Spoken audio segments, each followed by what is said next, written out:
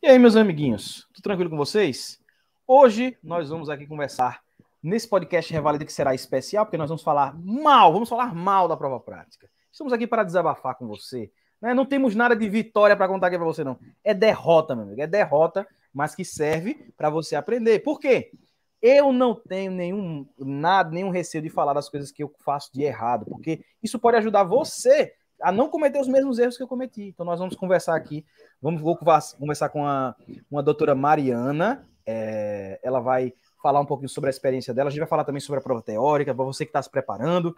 E para você já esperando a miséria, meu amigo. Não é para esperar flores nem rosas, não. Mas a gente vai montando estratégia, né? A gente vai fazendo aí aquilo que a gente acredita que é o melhor através da experiência de outras pessoas. E a gente vai para frente. Então vamos começar com a doutora Mariana. Boa tarde, doutora. Tudo bom? Boa tarde, pessoal. Eu já começo com a palavra nunca desanimem. O Revalida é o nosso objetivo de vida, né? Enquanto a gente não resolver essa fase dramática, a gente não pode desistir, até porque falta pouco. Depois de ter ficado 3 anos sem prova, agora ver os editais abrindo, ver as provas acontecendo, essa novidade de não precisar repetir a teórica, né, de quem reprovar na prática pela primeira vez, tudo isso nos incentiva a acreditar.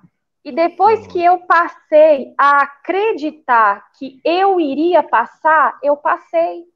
Porque a gente tem mania de pensar que o Revalida é um bicho de 7 cabeças, que é uma prova impossível. E eu não sei você, Rafa, mas desde a época em que eu estudava na escola, não estou falando de faculdade, não, a gente nunca fez prova fácil. Você já saiu de uma prova dizendo assim, nossa, estava fácil demais, não precisava nem ter feito? Eu não me lembro. Então, Revalida é só mais uma prova difícil que a gente enfrenta na vida, né? E a gente precisa acreditar realmente, parar de ver o Revalida como uma prova impossível. E nós dois somos provas disso, né? A gente está aqui aprovado na primeira fase de uma prova que foi tão complicada, né? Teve um monte de coisa ruim. Mas vamos falar das coisas ruins, das coisas boas. Hoje eu quero aproveitar mais uma pessoa que teve experiência com a prova prática para a gente conversar sobre a prova. Diz primeiro, para a gente começar a nossa conversa, onde você se formou, qual foi o ano e se você já fez alguma prova do Revalida. Eu formei na Udabol, em Santa Cruz de la Sierra. Eu terminei em 2017 e fiz a prova em 2017. Só que foi justamente no ano em que a média subiu para 87. 85, né? 85. Até 2016 era 77. Em 2017 subiu para 85 e eu fiquei com 82. Então, muita gente que bateu na trave como eu entrou com recurso, foram para a justiça, aí demorou muito o processo de resolução desse Revalida de 2017, né?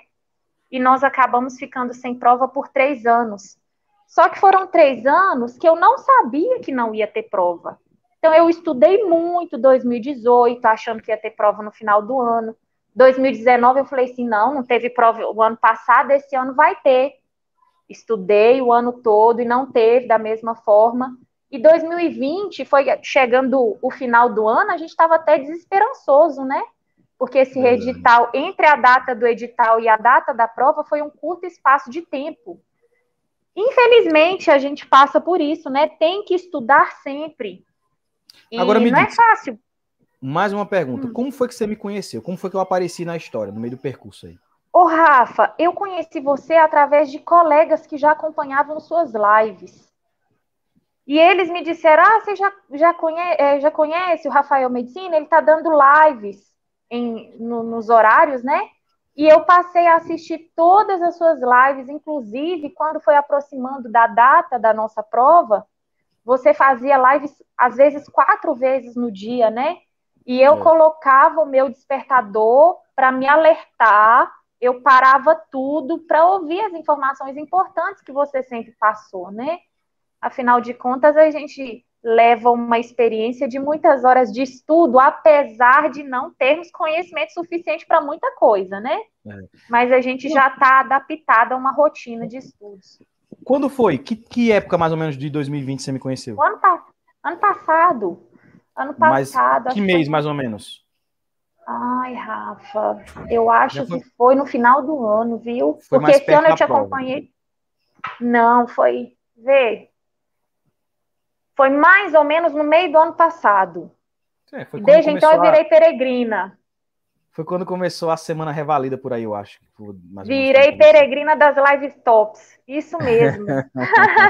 Hashtag eu sou hashtag live top e eu sou a pessoa que mais ri de quando as galinhas entram na sua live. É a melhor parte de tudo. Tá, é a descontração. É um zoológico aqui em casa. É um zoológico. Tem galinha, cachorro, que gato. Maravilha, que maravilha. É bom demais. Agora vamos falar, antes de a gente começar a falar da prova prática, da nossa experiência com a prova prática, eu queria que você falasse um pouquinho sobre a teórica. Porque nesse ano de 2020 foi polêmico. Dividiu a nota e você já vinha de uma prova de 2017 que foi traumática para você porque tinha aumentado a nota. Então todos os anos eles estão fazendo coisas que vai dificultando. Como foi para você quando você pegou a prova agora de 2020? Como foi a experiência? Ô, Rafa, olha só. Eu cheguei num patamar que eu entendi, depois de muito estudar, que a gente só passa no Revalida resolvendo questões.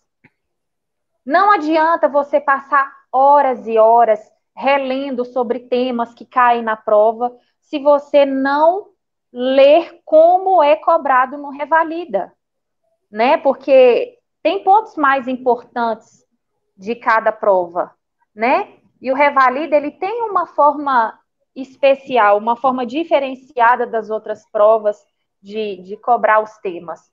Então, quando a gente conhece a prova, a gente se adapta, né? E a medicina, ela não tem como fugir daquilo ali que a gente estuda, não. Sabe? Ela é meio que universal, né?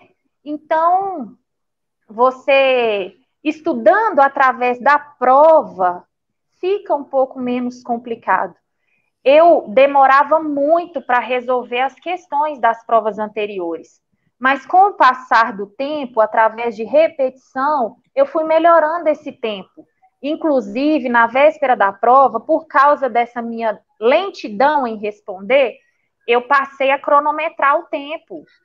Eu ia respondendo as questões e cronometrando o tempo para tentar passar menos aperto no dia da prova, porque eu acredito que é uma prova muito grande, muito extensa, muito cansativa.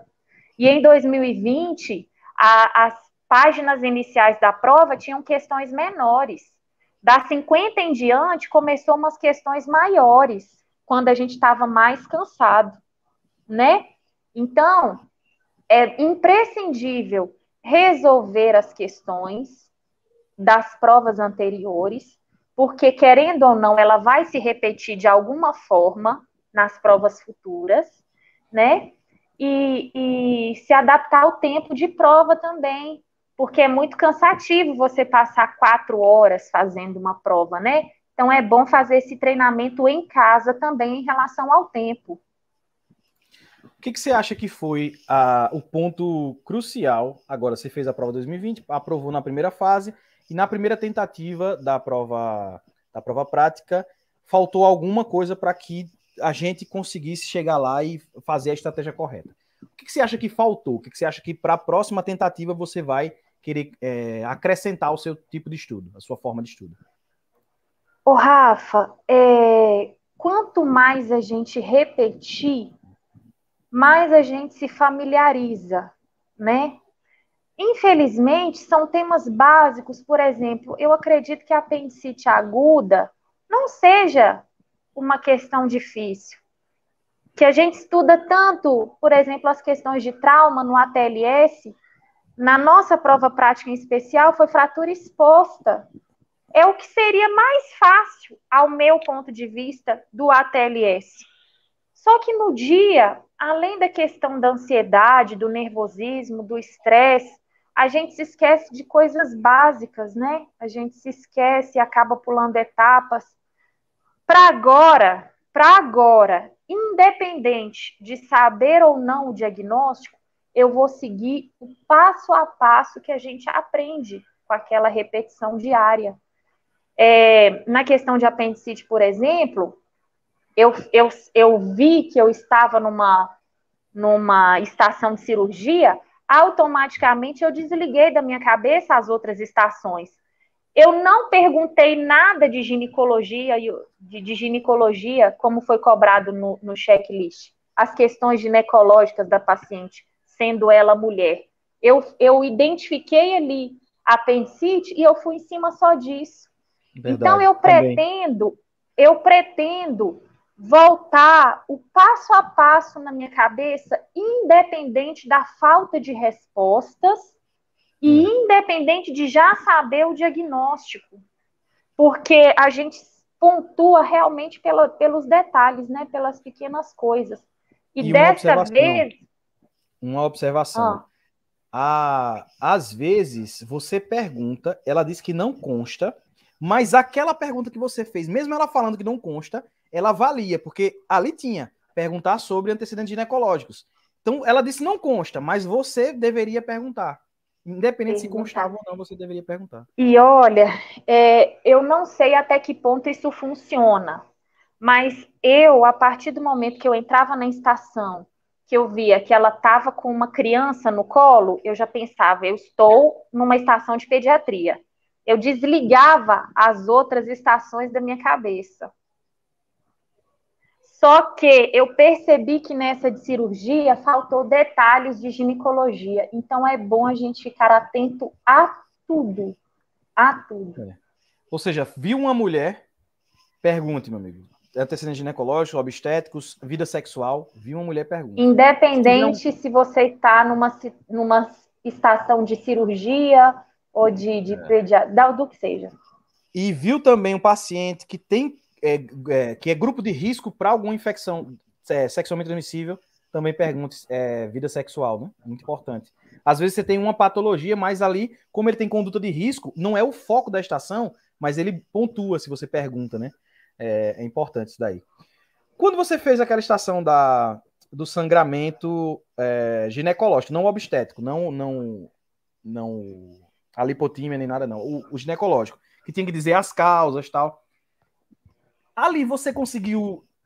Como foi que você se sentiu naquela estação? Como foi? Conta, que tinha que ver fazer especuloscopia. Rafa, eu simplesmente esqueci o espéculo lá. Eu coloquei o espéculo, falei sobre cada passo da introdução do espéculo, visualizei o sangramento e já fui fazer as outras coisas. O espéculo ficou lá.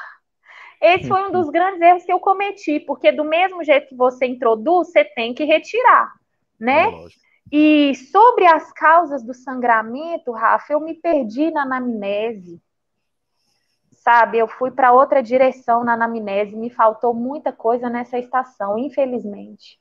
Mas sabe o que acontece? O que aconteceu comigo nessa estação foi o seguinte: eu tava tão, eu não sei, desnorteado, sem saber para onde ir, assim, que eu nem percebi algumas poucas coisas que já é na cara. Por exemplo, lá na estação de fratura e nessa estação de sangramento, ele falava lá nas consignas, por exemplo, ele perguntava qual é a conduta que você vai tomar. Independente de você dar o diagnóstico ou não, ele não perguntava o diagnóstico na ginecologia, mas independente de você dar o diagnóstico ou não, no sangramento, você tem uma conduta, a estabilização da paciente, encaminhamento para ginecologista. E quando você está lá na hora que você não esperava aquilo dali, é como se você levasse um baque e você ficasse perdido. Porque você quer, o que a pessoa quer é diagnosticar e tratar. Eu fui preparado para chegar lá e diagnosticar e tratar. Só que algumas estações, eles propositalmente impediram você de dar o diagnóstico. Então, se você não tinha o diagnóstico, você não podia tratar. Então, era isso. Quando você pedia assim, uma ultrassonografia tá quebrada, aí você era impossibilitado de dar um diagnóstico de certeza, então você não era.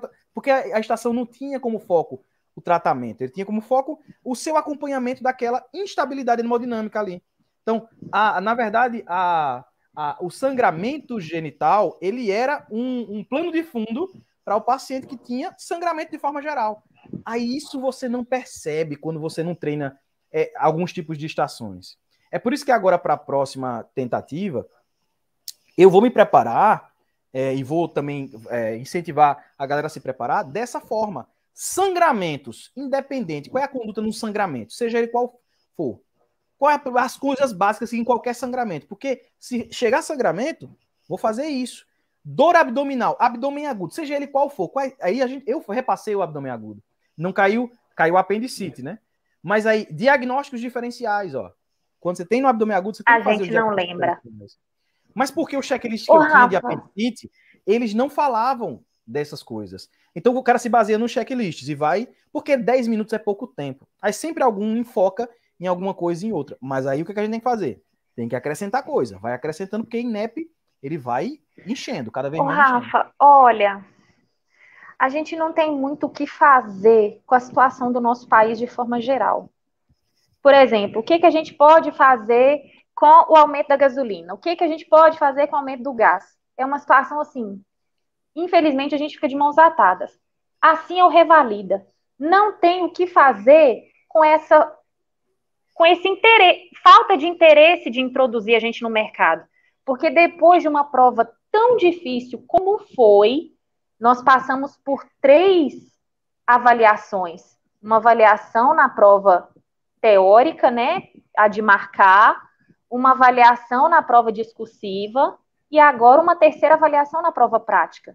Depois das 2 primeiras avaliações, não precisava desse nível de exigência com coisas polêmicas e nem fora da rotina. Por exemplo, teve uma das questões do checklist que não aceitaram tampouco os meus recursos em relação a isso, mas era para informar ao paciente para tomar o medicamento com água. A gente subentende que se você passa o medicamento por via oral, ele vai tomar com água. Normalmente a gente não passa essa informação. Num tratamento então, supervisionado. Era um tratamento supervisionado. Foi uma prova muito maldosa com a gente. Eu achei muito desnecessário vários pontos que eles cobraram ali. Não precisava dessa cobrança exagerada. Então, a nossa obrigação é seguir enfrentando isso através dos nossos estudos, entendeu? Encarar isso como só mais uma prova difícil. Agora, eu vou citar um exemplo. Teve uma vez que eu fui fazer uma prova, uma final, porque lá na Argentina, na universidade, na UBA que eu estudei, você não faz final quando você desaprova, como é o caso de algumas faculdades do Brasil. Aqui no Brasil, você perde as parciais e aí você faz uma final. Lá não. Se você aprova os parciais, você vai fazer a final. Acho que todos os países de língua espanhola deve ser parecido, que devem seguir a mesma lógica. As universidades geralmente são assim. Você faz os parciais, aprova e vai fazer a final. Aí o que acontece? Geralmente eles dão mais de uma chance para você fazer a final, porque a final é muito difícil, é oral, aí você vai lá, né? Eu lembro que numa final de neurologia, por isso que eu não gosto de neuro, não tem jeito. Eu até dou aula de coisa de neurocefaleia e tudo, mas eu não gosto de neuro por causa desse trauma que eu tive. Cheguei lá para fazer a prova de neuro. Meu amigo, sem brincadeira, eu era um dos melhores alunos durante a aula, porque eu gosto de participar, gosto de tudo. Só que a forma que foi dada não foi compatível com a forma que foi perguntado na prova final. Tudo bem, não importa. Cheguei lá para fazer a prova final, menino, mas eu fui destroçado. A professora olhou para minha cara e disse: o que você está fazendo aqui? Você não está preparado para fazer essa final. Mas eu fiquei com tanta raiva. Não da mulher, mas da situação. De você chegar para fazer uma prova, você se preparar tanto, mas você não sabia a forma que ela queria que você se preparasse. O negócio é a forma, porque a forma de perguntar, uma prova oral, eu posso reprovar uma pessoa facilmente. Depende do jeito que eu pergunto. Então, a forma de perguntar pode fazer a pessoa desaprovar. Rafa, o Revalida é um jogo. Revalida é um jogo. Revalida não... Revalida. A mesma coisa. O Revalida... A forma de perguntar leva você a errar. O Revalida não te define como médico. Ele é um jogo e a gente tem que entrar nesse jogo para conseguir aprovar. Não adianta você ter estudado, infelizmente, a maioria das provas, quem estuda passa. No Revalida, você precisa entrar no jogo da prova, além de estudar. Tem que estudar, gente, não vai na sorte. Não vai, porque não passa mesmo. É difícil aprovar para quem estuda. sem estudar não tem jeito mesmo. Agora, tem algumas pessoas que têm algumas características que facilitam na hora da prova. Por exemplo, tem gente que, dentro de uma situação que ele não conhece, ele sabe desenvolver uma estratégia ali na hora. Eu não consigo. Se eu não me preparei para a situação, se eu me deparo com uma situação que eu não conheço, eu não consigo desenrolar. Eu sou muito difícil. Por isso que eu me preparo muito. As pessoas dizem assim, Rafael, você estuda muito. Não. É o medo, meu amigo. Eu tenho tanto medo que vou lá e me preparo muito mais do que eu preciso. Mas me diz, quais são as dicas que você daria para uma pessoa que vai fazer a prova prática?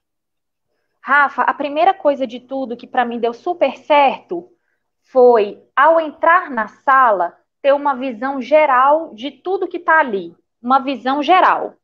É igual eu te falei, eu já tentava identificar a estação ao entrar na sala. Tem umas que você consegue, tem outras que não. Ao aproximar da mesa para ler o roteiro, eu não me sentava. Porque senão você senta, fica ali quase 2 minutos lendo o que você vai fazer. E a pessoa e o paciente ali te esperando. Então, eu me aproximava da mesa e lia em pé. Quando eu terminava de ler, eu sentava, me apresentava e começava o atendimento. Isso me ajudou muito. Tem um relógio ali do lado. Eu não consegui ver, assim, acompanhar. A aflição ali do momento é tão grande que fica um pouco difícil da gente controlar isso. Mas é bom você olhar o ponteiro do relógio. Por exemplo, se está no 15, você sabe que no 25 a estação termina. Se está no 30, você sabe que no 40 a estação termina. Depois que você lê, siga o passo a passo que a gente tem na mente. As perguntas da anamnese, sem esquecer de detalhes, por exemplo, o estilo de vida, né? Se a pessoa faz uso de alguma medicação, se tem alergia, se já passou por cirurgia, calendário vacinal, se for criança, né? E também se for doenças respiratórias, porque a gente sempre tem que fazer diagnóstico diferencial de COVID, né? Se for gestante, pedir o cartão da gestante, são detalhes que a gente não pode esquecer. A questão da notificação tem que sempre estar na memória, né? E você seguir o padrão, exames de rotina, exames de imagem, diagnóstico, possível diagnóstico e tratamento, né? Eu observei, Rafa, que eles não estão nos cobrando dosagem de medicamento. Às vezes, só de você falar a classe do medicamento, eles já aceitam, né? E se preparar o máximo que der, Rafa. A gente tem que ficar repetindo isso mesmo, porque nem sempre essa forma de atendimento faz parte da nossa rotina, mas ela é imprescindível para essa prova. Então, já que eles cobram dessa maneira, a gente tem que se preparar dessa maneira, né? É verdade, é verdade. Se preparar da forma que a prova quer que você se prepare, né? Você pode dizer, não é justo, não é justo. Como eu via muitas pessoas reclamando, gente, mas não adianta. Não adianta brigar, não. Rapaz, a gente fez esse tanto de recurso, graças a Deus, muita gente conseguiu através dos recursos. Mas, assim, normalmente, Rafa, vamos combinar.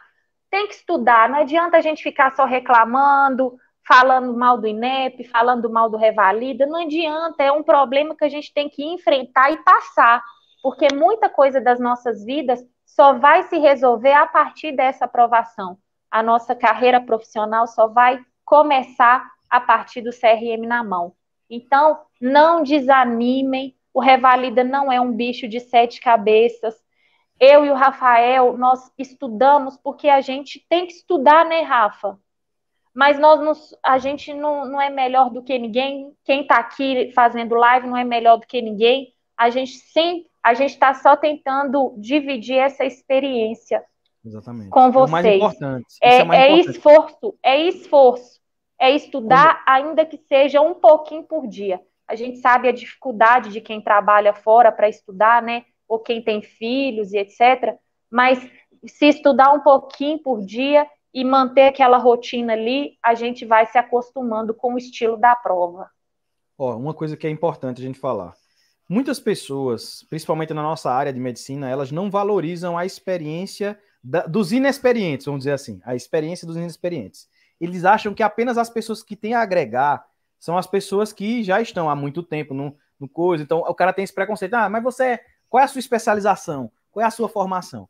Se eu fosse pensar desse jeito, eu não tinha começado a fazer live. Eu não tinha feito curso. Muitas pessoas não tinham aprovado na primeira fase através das minhas aulas. Do seu método. Do meu método, exatamente. Então, eu aprendi sozinho. Eu tive que batalhar porque eu não tinha dinheiro para comprar um curso. Então, eu tive que aprender sozinho. Fiz o negócio e na primeira fase eu tive um bom resultado. Para a segunda fase, algumas pessoas tiveram uma percepção mais aguçada e conseguiram. Já a minha percepção não foi totalmente aguçada em relação a alguns aspectos. Eu esperava alguma coisa. Mas o que aconteceu? Eu desaprovei no Revalida? Agora não. Por quê? Porque antigamente, como a gente estava falando, você fazia a prova teórica e se perdesse na prova prática, você fazia de novo a teórica. Agora não é mais assim.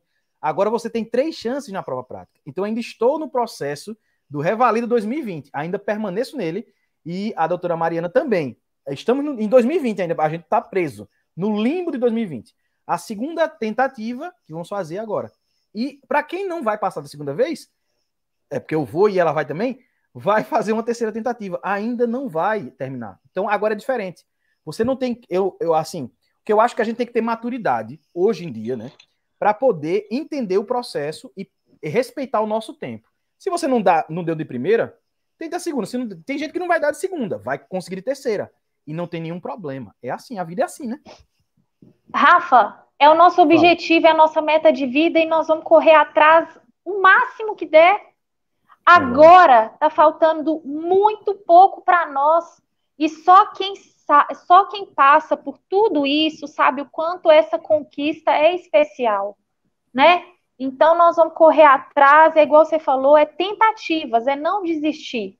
É ir uma vez, 2 vezes, 3 vezes, quantas vezes forem necessárias, até você se adaptar. E eu te falo que isso é possível. Eu estou aqui nesse momento resolvendo o Revalida passado, que eu não precisei fazer.